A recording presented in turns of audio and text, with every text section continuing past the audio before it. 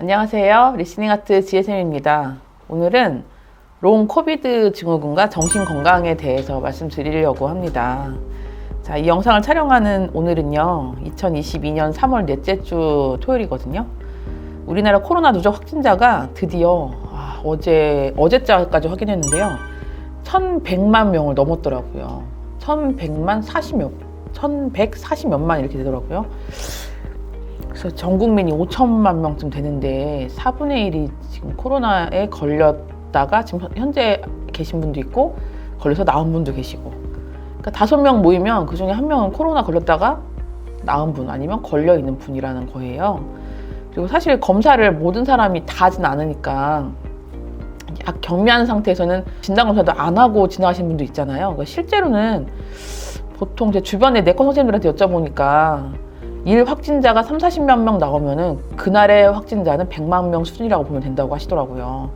3월 한 달 동안 30만 명 이상 계속 유지됐다고 하면은 하루 100만 명씩 30일이니까 3천만 명일 거다 이렇게 생각을 하시던데, 그러면 전 국민 거의 대다수가 이제 코로나 걸렸다 낫는 거거든요.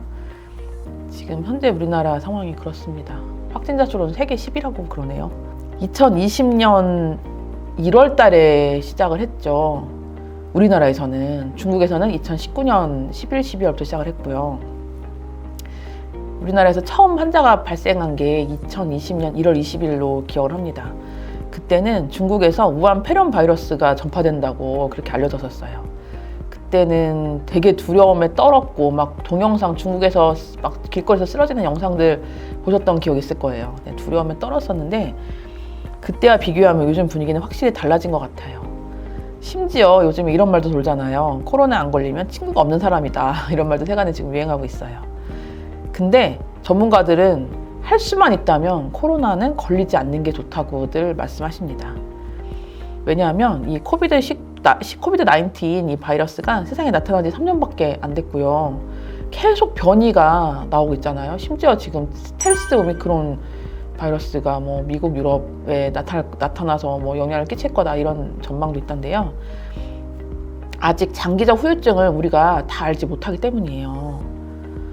이 코로나 팬데믹이 길어지면서 롱 코비드 증후군이라는 신조어가 나타나게 됐는데요. 코로나 바이러스에 감염됐다가 회복되고 나서도 수개월간 나타나는 여러 가지 신체, 정신 증상들, 이것들을 다 묶어서 롱 코비드 증후군이라는 이런 말로 요즘 많이 통용되고 있어요.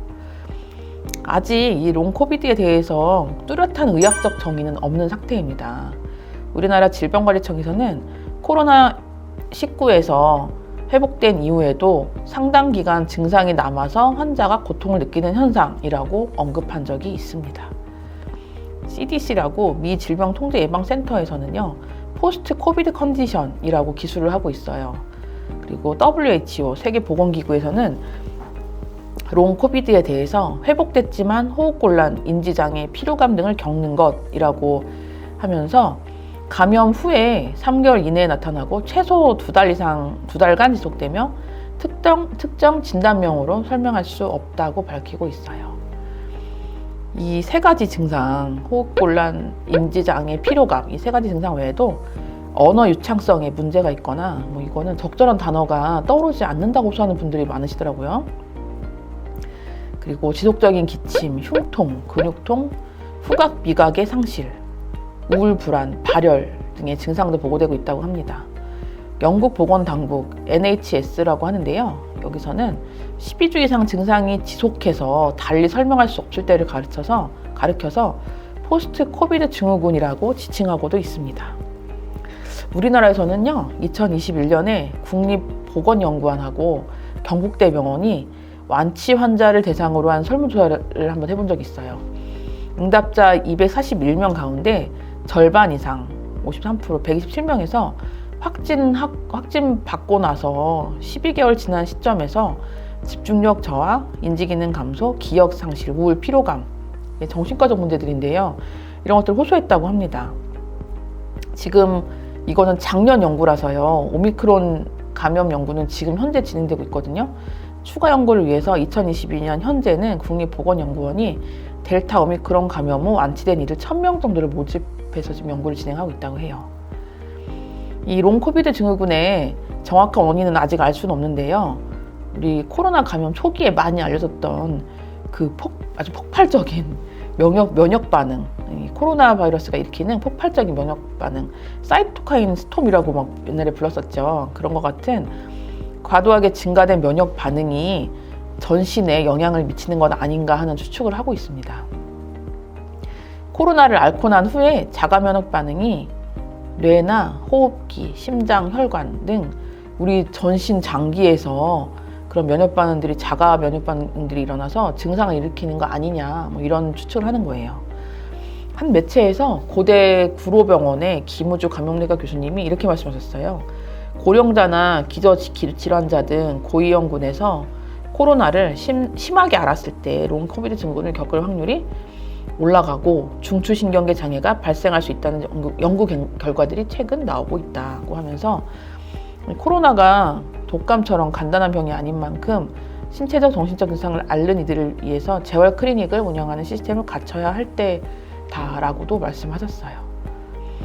요즘 오미크론이 대유행하니까 우리가 막 그 대유행할 때는 약간 이제 그 바이러스가 약해지는 그런 느낌들이 있거든요.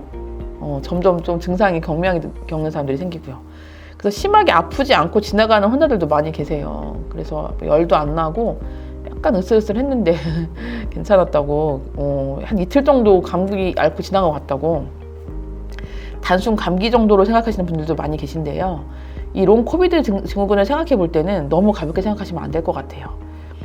아무리 감기 같다고 해도 2학이면 안 걸리는 것이 낫겠다는 말씀입니다. 근데 그렇다고 후유증이 영원한 것은 아니라고 해요. 1년 이상 관찰했을 때 특별한 치료 없이도 증상이 사라졌다는 연구 결과들이 많이 있습니다.